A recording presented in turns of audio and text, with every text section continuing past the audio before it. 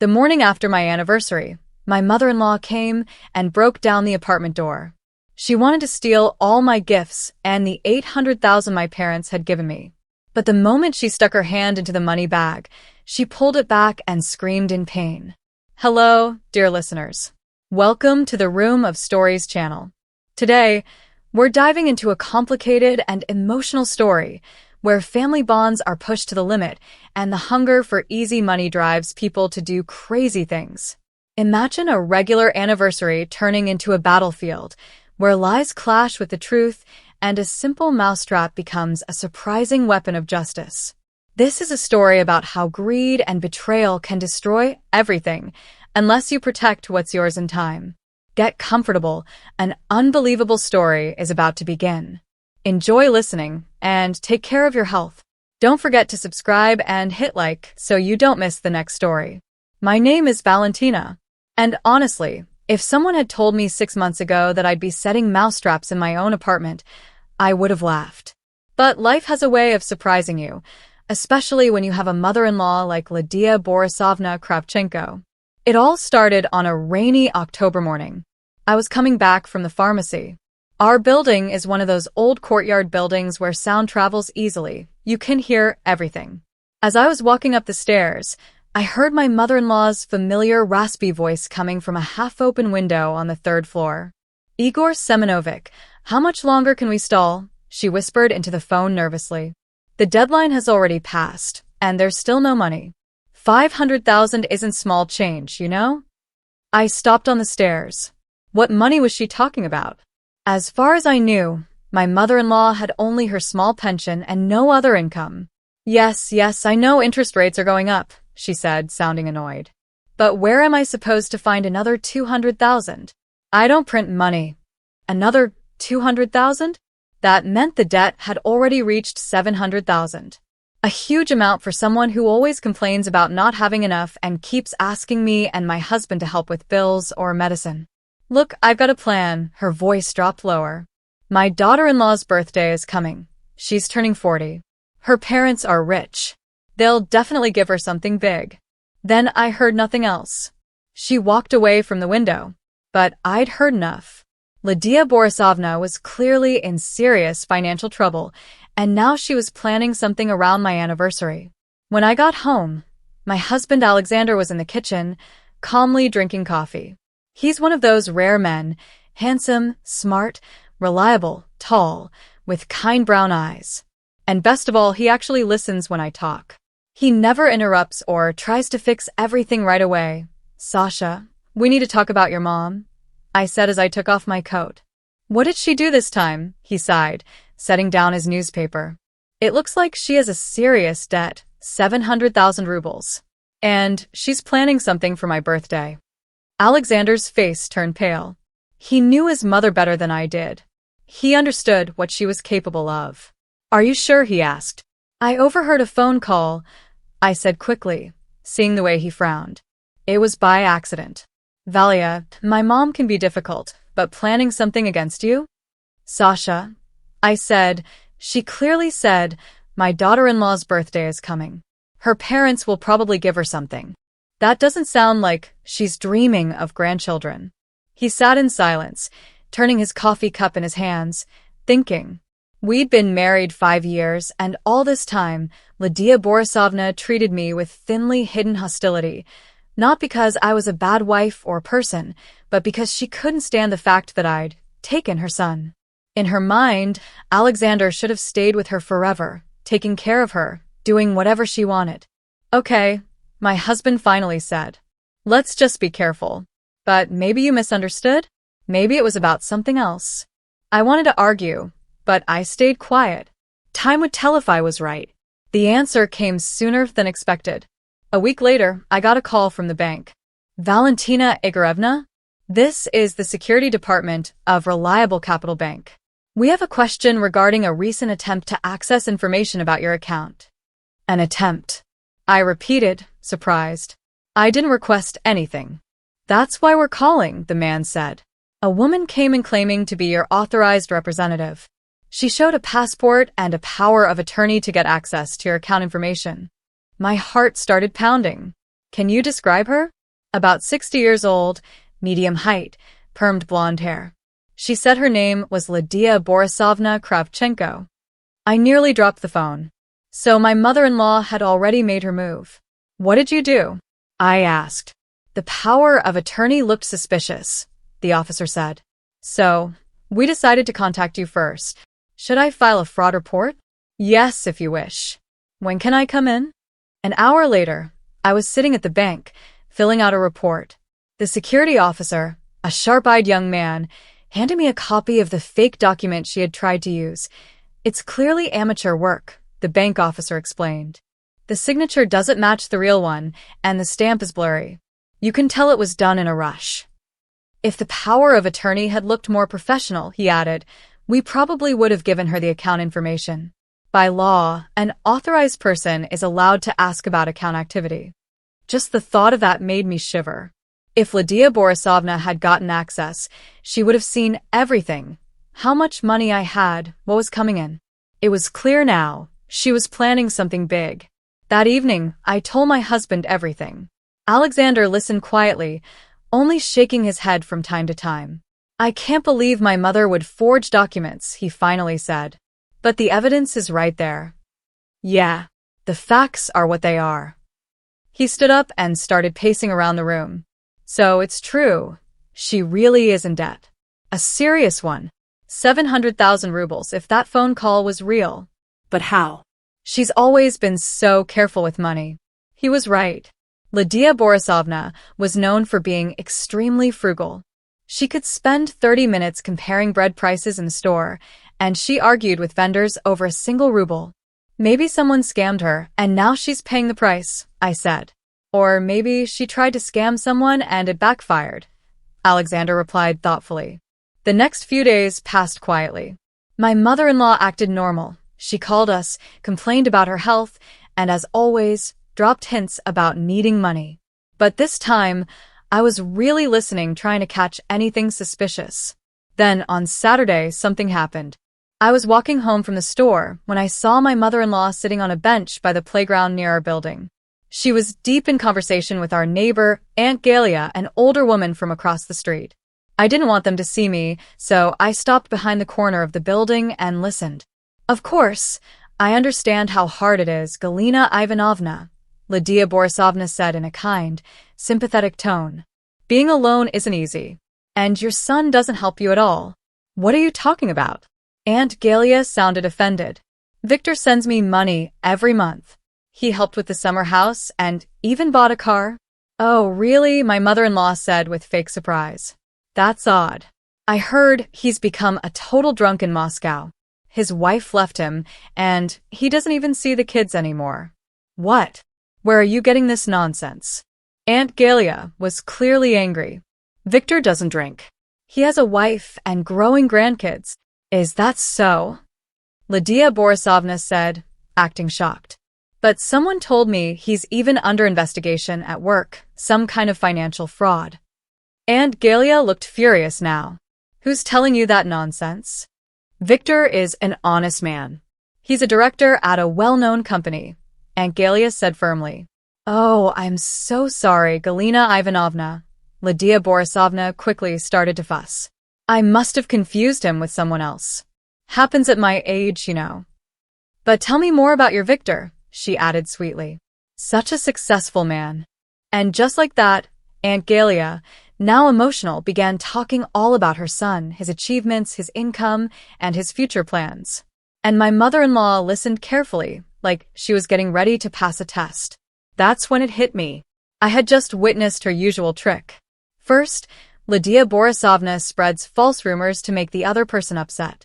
Then, while they defend their loved one, they end up spilling personal and financial details. It was real manipulation, blackmail even. She was collecting information, people's weaknesses, secrets, and using them to her advantage. After Aunt Galia left, I waited until my mother-in-law disappeared into the building, then quietly went upstairs myself. My head was spinning. So this wasn't new. Lydia Borisovna had probably been blackmailing people for a while. Maybe that's how she got herself into serious trouble and deep debt.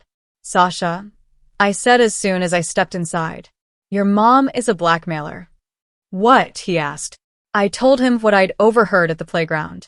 Alexander sat there with a blank expression. That can't be true, he finally said. Sasha, I heard it myself, I insisted. She tricks people into telling her personal things, and I think she's using that information to get what she wants. But why? He asked. She has her pension and her own apartment. She also has a 700,000 ruble debt, I reminded him, and she's desperate to pay it off. Alexander sank onto the sofa and buried his face in his hands. I thought I knew her, he said. Turns out I don't know her at all. Sasha, we need to be careful, I said quietly. If she's doing this to neighbors, what's to stop her from doing it to us? Maybe we don't have secrets now, but she could create them. Or just try to take what's ours. We talked late into the night, wondering what to do, how to act, and whether we should confront her directly. In the end, we decided to just watch and stay alert. A few days later, my parents called with news. Velechka, my mom said warmly, we decided to give you something special for your 40th birthday. 800,000 rubles. You can use it however you like. Travel, home repairs, jewelry, anything. 800,000. That was exactly the amount my mother-in-law needed to cover her debt, including interest.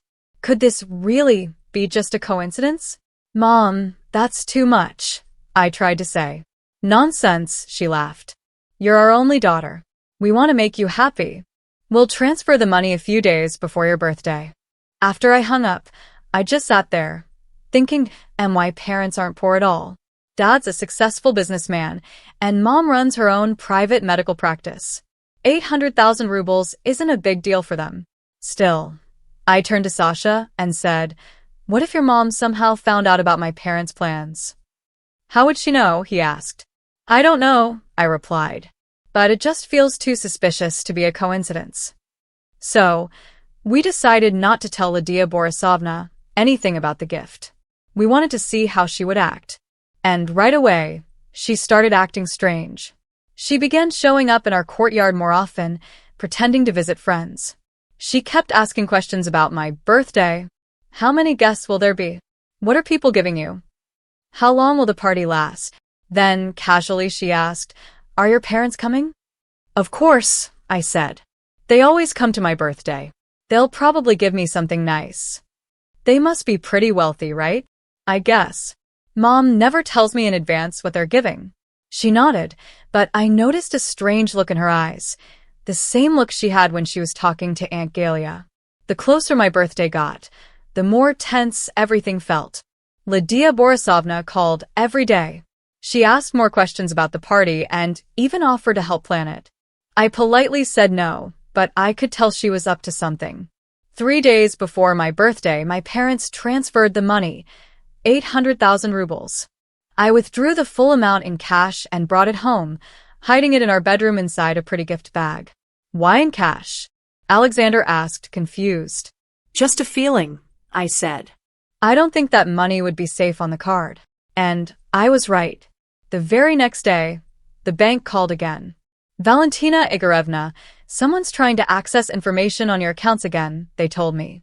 This time the power of attorney looks almost real. The same woman? I asked. Yes, Lydia Borisovna Kravchenko. Looks like she had this one prepared professionally. Please don't give her anything, I said quickly. And let me know if she tries again. It was clear now, my mother-in-law wasn't giving up. She was seriously planning something, and she was being careful. But what exactly? And when? The answer came on its own. The day before my birthday, Lydia Borisovna called. She said she wasn't feeling well and couldn't come to the party.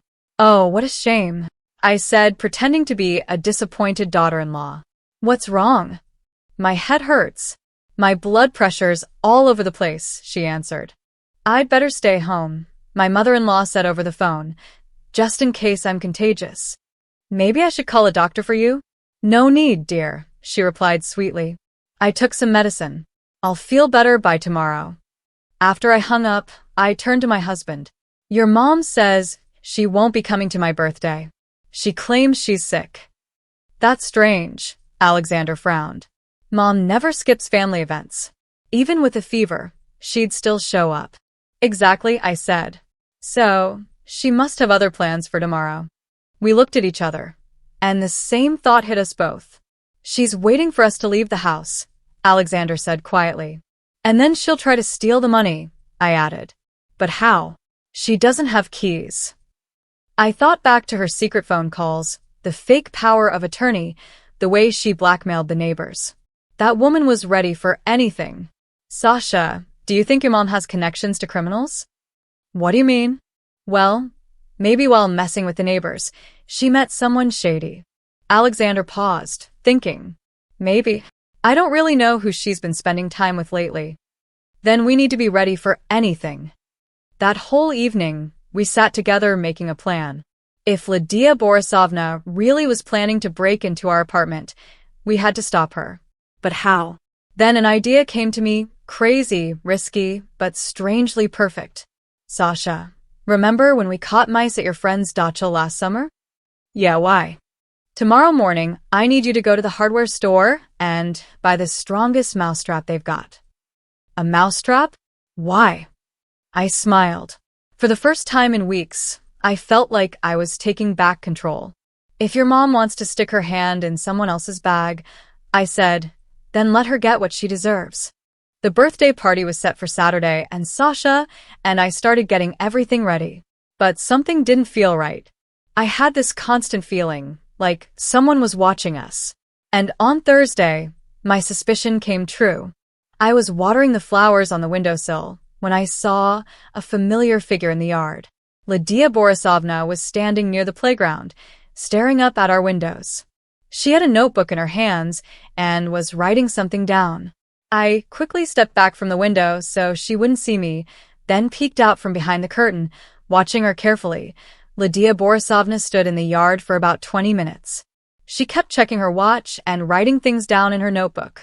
Then she moved to another building entrance, but she kept her eyes on our place. Sasha, I called out to my husband. Come here and look.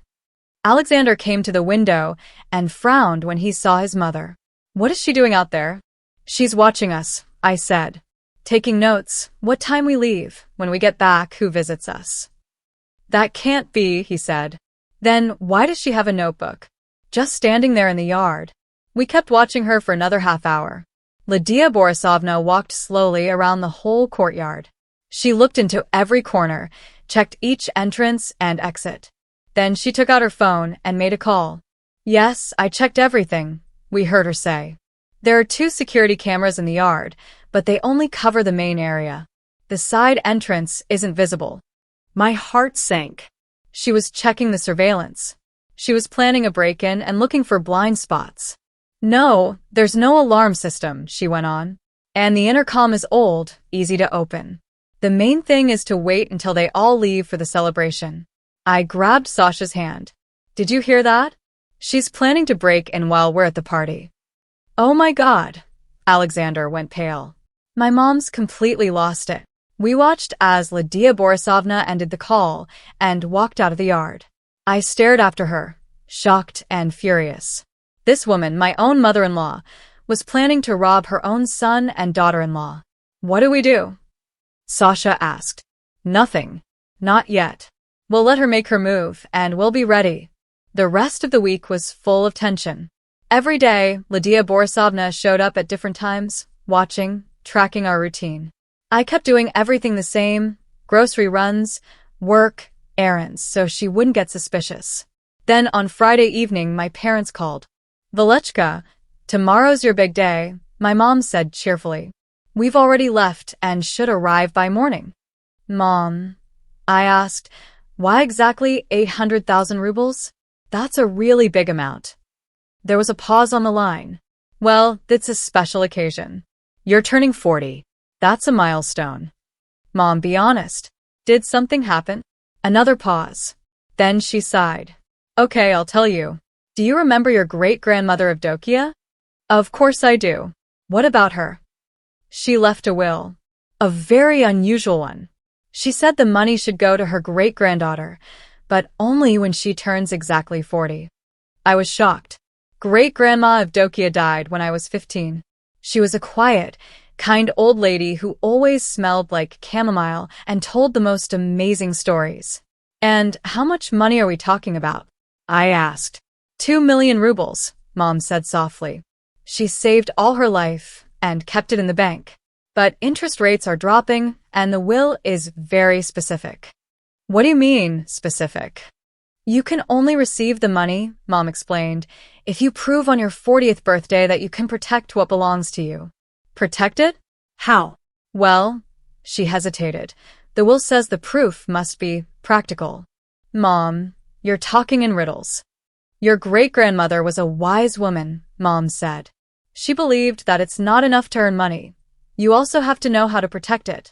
So, she continued, the will says the person who can protect their property from being stolen or taken on their 40th birthday will get the money. I didn't know what to say. So the 800,000 rubles my parents gave me, that was just a test? An advance?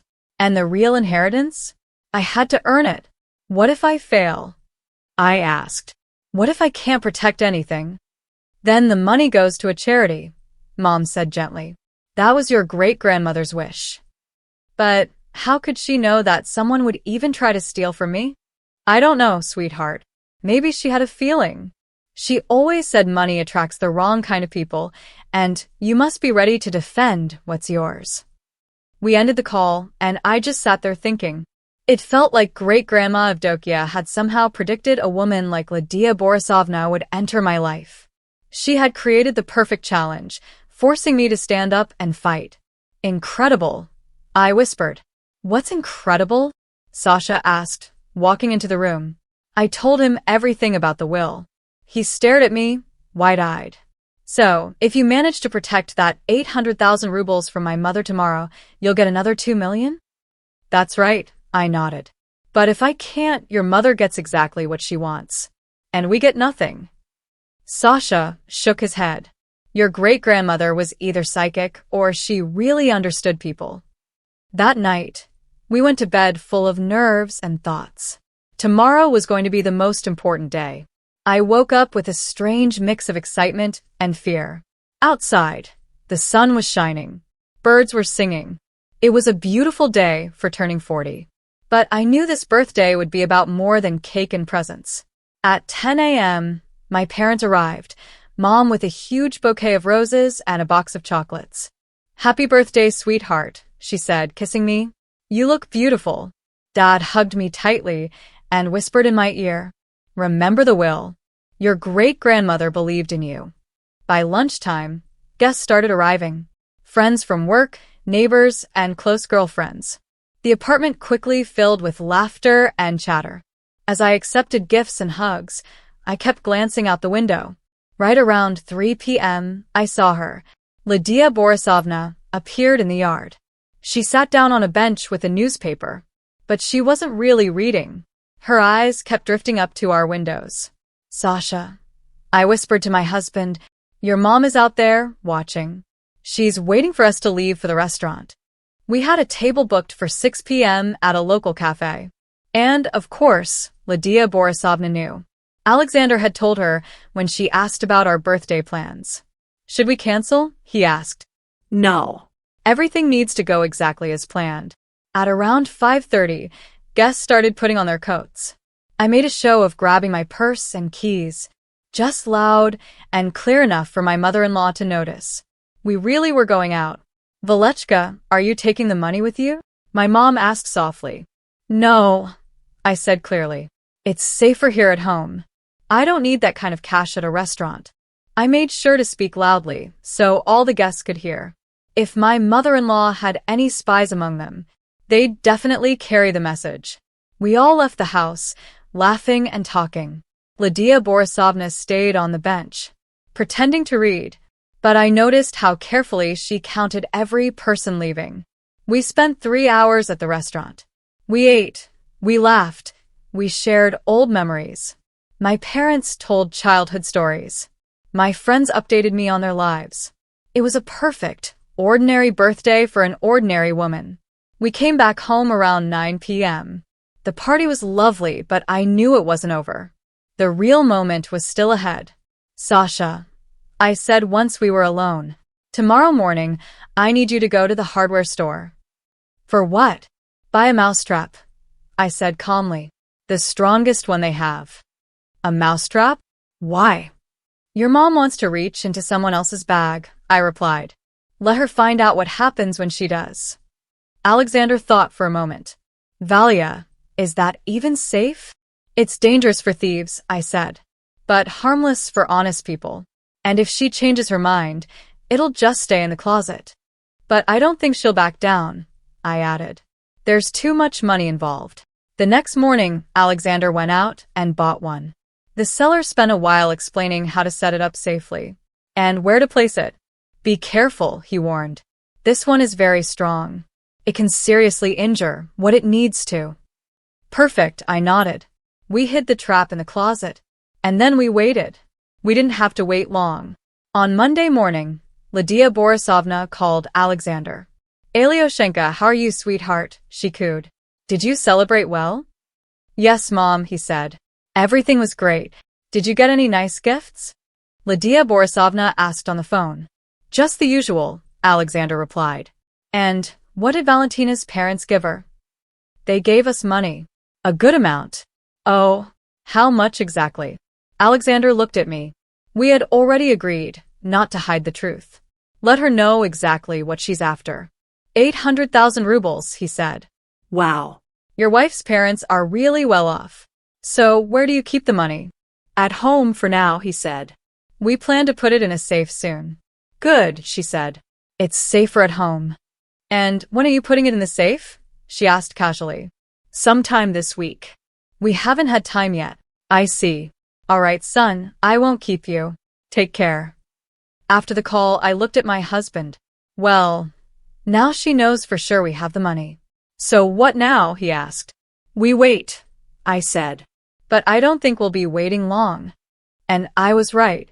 On Tuesday evening, Lydia Borisovna showed up in the yard again. This time, she didn't try to hide. She openly stared at our windows, writing in her notebook. On Wednesday, she came twice, morning and evening. She watched our routines and timed everything. Then on Thursday, she brought 2 men with her. They stood by the building, talking and pointing at our entrance. Sasha, I said, peeking out the window, your mom found some help. Do you really think they'll try to break in? Yes, I nodded. There's too much money for her to walk away from. Should we call the police? Not yet. We need proof. Right now, we just have suspicions. So what do we do?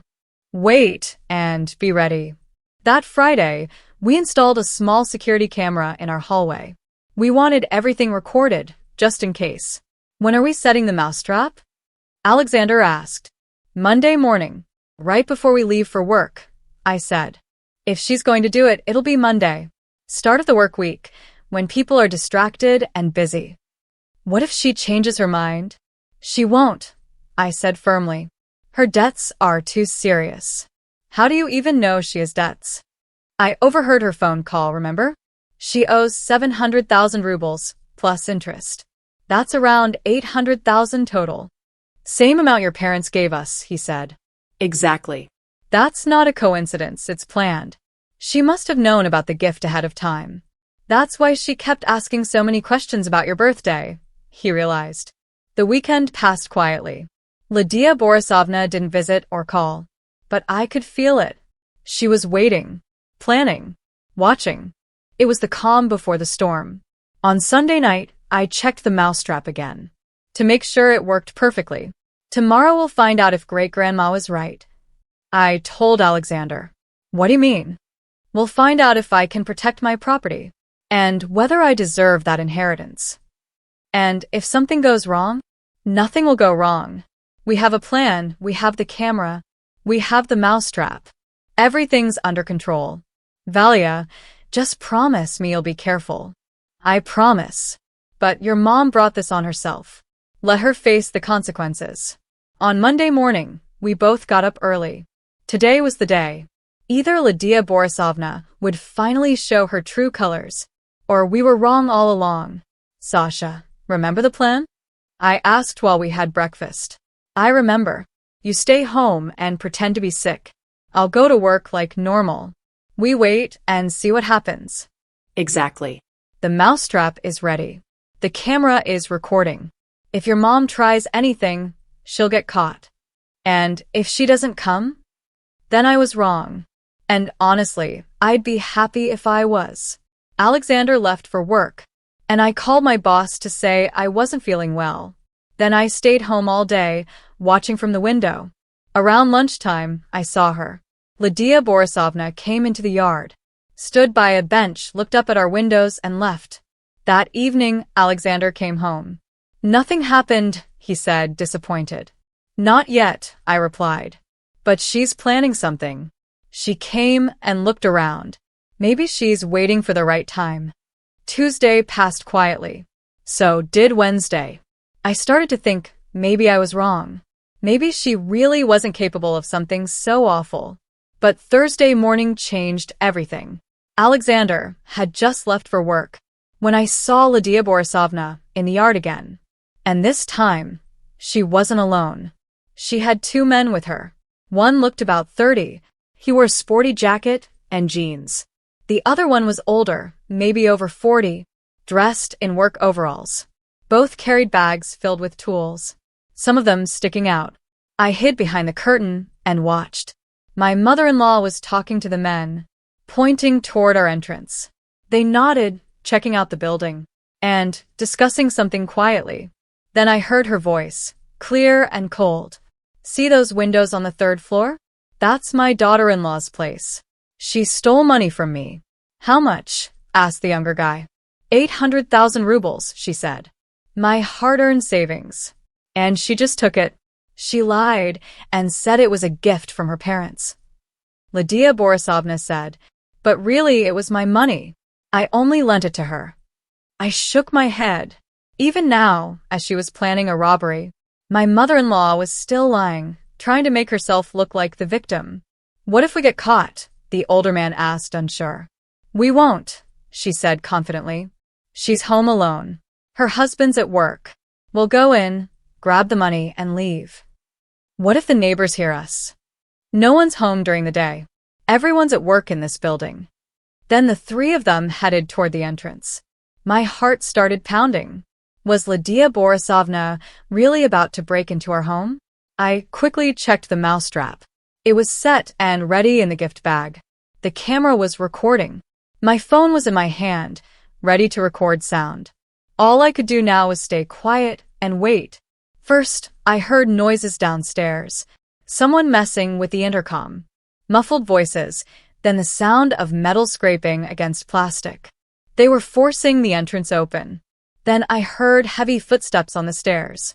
3 people climbing up to the 3rd floor. The wooden steps creaked under their weight. Then bam, Bam. Bam. they started hitting our front door with a crowbar. I hid in the bedroom, leaving the door slightly open, so I could see the hallway and hear everything. Hurry, I heard Lydia Borisovna say. The neighbors might hear and call security. Almost done, one of the men replied. The lock's tough, but it'll break soon.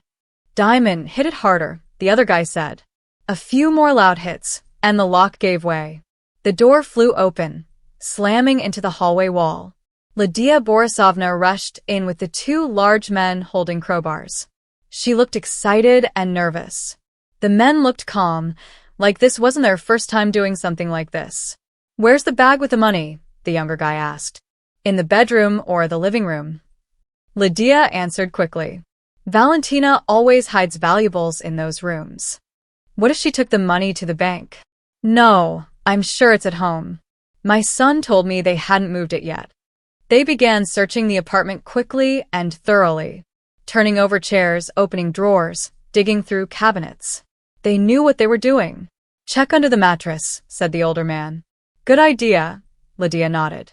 Maybe the fridge, the younger one asked. Check that too, she said. That sneaky girl could hide it anywhere.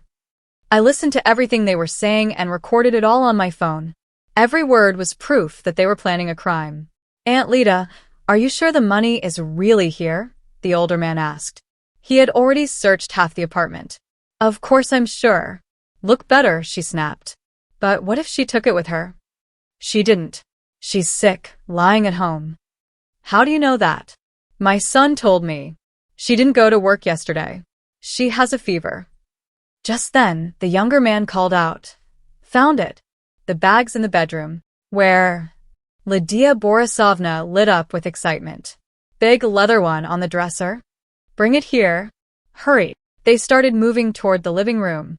My mother-in-law grabbed the bag with shaking hands and started unzipping it, her fingers trembling.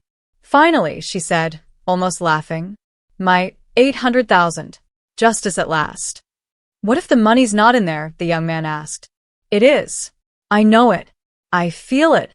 I turned on my phone's voice recorder, ready to catch everything. Let's see, she mumbled, sticking her hand into the bag. She had no idea what was waiting inside. This was the morning after my birthday. She had broken into our home with 2 men to steal all my gifts, especially the 800,000 rubles my parents gave me. The second she put her hand in the bag, there was a loud snap, followed by a scream. The mousetrap worked exactly as planned. Its metal clamps locked right onto her fingers, and she screamed in pain. Ah. What is this? Help. It hurts. It really hurts. What happened, Aunt Lida? The younger guy jumped back, clearly panicking. My hand. Something stuck on my hand. I can't get it off. Let me see. What's in the bag? The older man asked, coming closer. I don't know. Some kind of metal thing. It's crushing my fingers. Get it off. That was my cue. I stepped out of the bedroom and turned on the bright living room light. All 3 of them froze when they saw me. I looked them straight in the eyes and said calmly, Welcome to my home. Then I held up my phone. How are you, Lydia Borisovna? Hurts, doesn't it? She was sitting on the floor, holding the bag and the mousetrap close to her chest, her face twisted in pain and shock. Valentina, she moaned. Please take this thing off. It really hurts. I didn't mean any harm. Didn't mean any harm? I asked. Then what are you doing in my apartment? Breaking in with 2 strangers? It's all a misunderstanding, she said weakly. I just came to talk, my mother-in-law said weakly. With crowbars? The younger guy said sarcastically. Aunt Lida, you told us we were here to take the money. Shut up, she snapped at him. And you better stay quiet too, I said, holding on my phone. Everything you said has been recorded for the last 30 minutes, including your little planning session outside. What planning? What robbery? She asked, trying to act surprised. You know, the 800,000 rubles I supposedly stole from you. Want to hear the recording?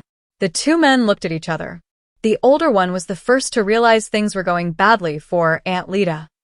You didn't tell us everything, he said. What didn't I tell you? She shot back. That the owner was home, he said. You said the apartment was empty. That your daughter-in-law was sick and in bed. Well, I'm not in bed, I said, smiling. I've been here the whole time, listening, watching, and recording everything. I looked at the 2 men. Maybe she should explain the full story to you. About the real reason she needs money, the 700,000 rubles she owes to some very dangerous people. My mother-in-law went pale. The robbers looked uneasy. What debts? The young man asked. She owes money to criminals, I explained calmly. And instead of facing them herself, she tricked you into helping her steal from us to pay them off. Aunt Lida, is that true? The older man asked sharply. It doesn't matter, she shouted. What matters is that we get the money, and I can pay them off. No, the older man said, stepping back toward the door. We don't work with people who owe money to those kinds of people. That's a death sentence. Why? She asked, confused. Because if you cheat them or don't pay in full, they'll come for us, too, he said. They'll think we helped you steal from them. But I will pay them, once I get the money. And if 800,000 isn't enough? The younger man asked. With people like that, your debt just grows. Fast. Especially if you lie. The older man added, and you lied to us about everything. You said this money was yours, stolen by your daughter-in-law. But now we know it's hers legally. Lydia Borisovna looked desperate. She tried to talk her way out of it. Okay, maybe I stretched the truth a little, but come on. What matters is the result. No, the older man said firmly. What matters to us is honesty. And you lied from the start. That's enough, the younger guy said. Let's go. This whole thing stinks. Wait, she shouted. I paid you 20,000 rubles. We'll return it, the older man said flatly. This job isn't worth the risk. Yeah, the younger one said. We don't work with liars. Just then, Alexander ran through the broken door, out of breath. Alexander rushed home from work after getting my urgent text. When he walked in and saw the mess, furniture turned over, two strange men standing around, and his mom sitting on the floor with her hand caught in a mousetrap, he froze, stunned. What the hell is going on here? He asked, looking around at everyone. Sasha.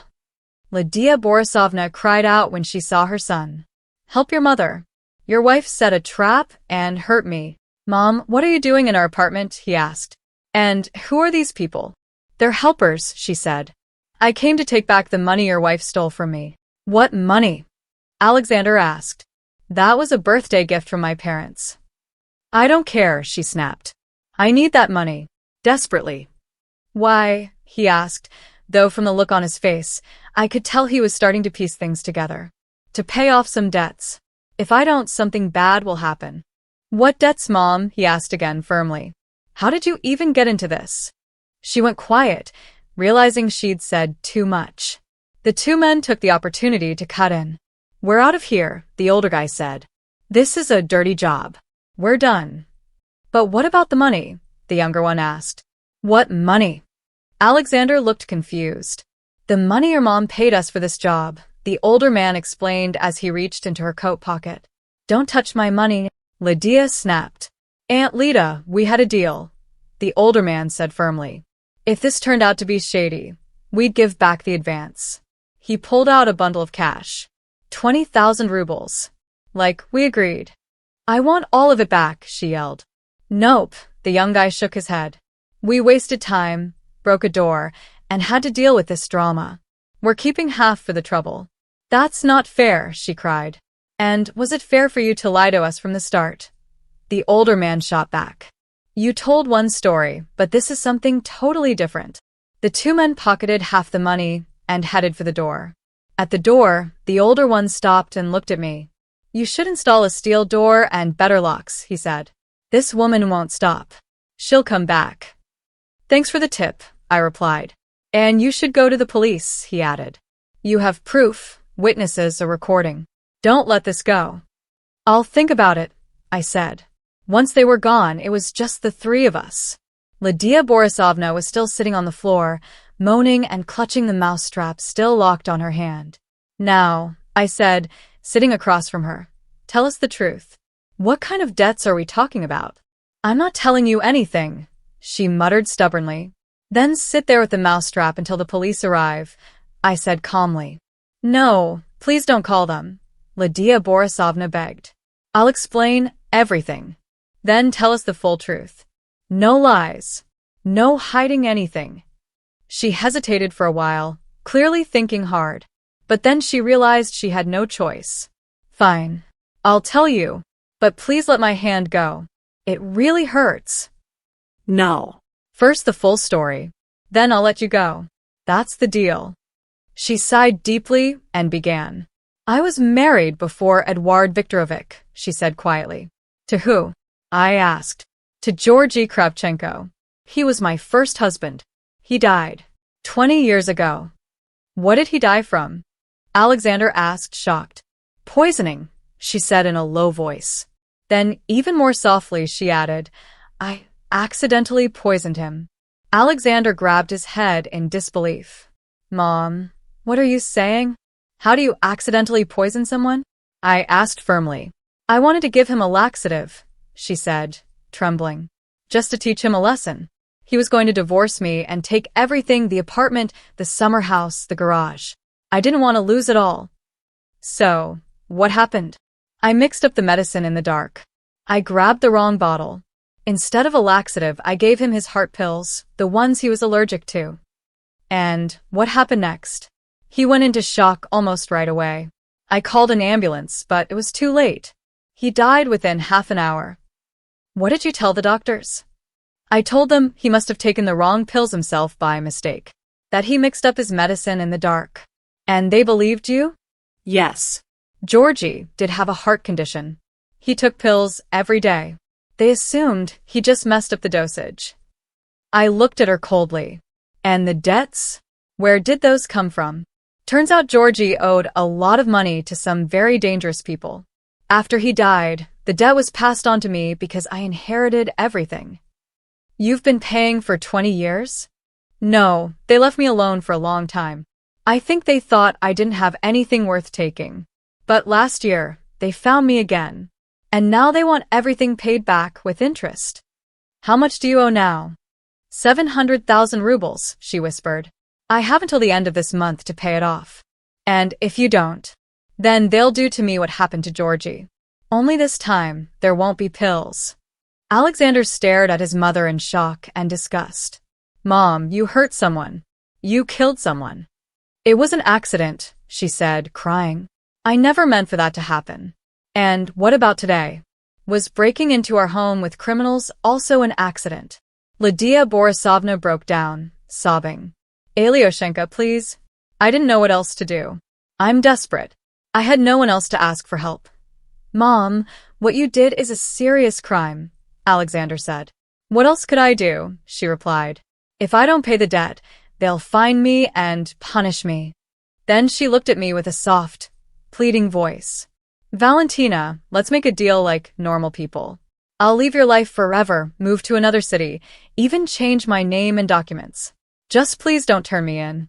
And how will you pay the debts? I asked. I'll sell Georgie's apartment. It's still in my name.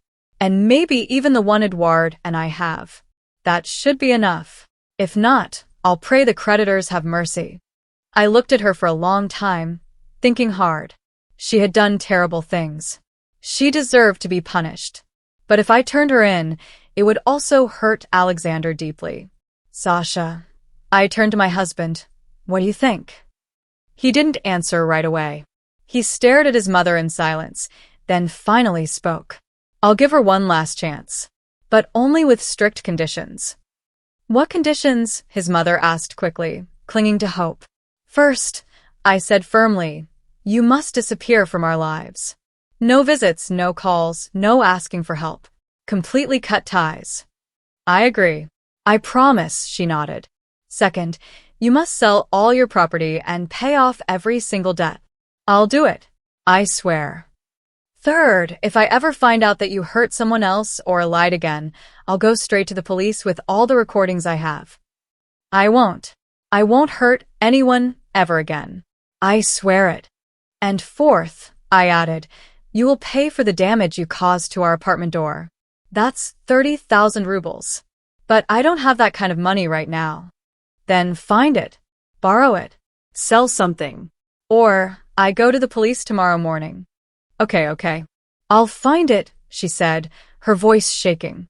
I gently removed the mousetrap from her hand. She winced and gasped in pain. 2 of her fingers were swollen and badly bent. It really hurts. I think they're broken. Then go to the hospital, I said. Tell them you fell. Don't drag us into it. When are we signing the documents? She asked. Tomorrow morning at 9 a.m. Bring a notary. We'll make everything official, cutting all ties. After that, you disappear. Lydia Borisovna slowly got up, holding her injured hand to her chest. At the broken door, she stopped and turned to me. Valentina, please forgive me. I never wanted to hurt you. It's too late for apologies, Lydia Borisovna. You should have thought about that earlier. Will you ever forgive me? I don't know, I said. Time will tell. The next day, my mother-in-law really did show up with a notary, legal papers, and the money for the broken door. Her right arm was in a cast from her wrist to her elbow. The doctors confirmed she had broken several fingers. We signed all the documents. It was official. Our family ties were completely cut. An hour later, Lydia Borisovna was gone from our lives for good. That same day, I called my parents to share the news. Mom, I passed the test, I told her. I protected the money and our home. How? She asked. Tell me everything. So I explained the whole story, even about the mousetrap. My parents listened in total shock. Incredible, Mom said. Your great-grandmother Evdokia was truly wise. So, I asked, do I get the inheritance now? Of course, she said. Tomorrow, we'll go to the notary and do all the paperwork. A week later, 2 million rubles were transferred to my bank account. I had passed great-grandmother Evdokia's test. I showed I could protect what's mine. But more importantly, I learned something about myself. I'm strong enough to defend my home, my husband, and my dignity. That mousetrap taught me something. Sometimes the simplest plan is the best one. Lydia Borisovna never came back into our lives. About 6 months later, we saw a news report.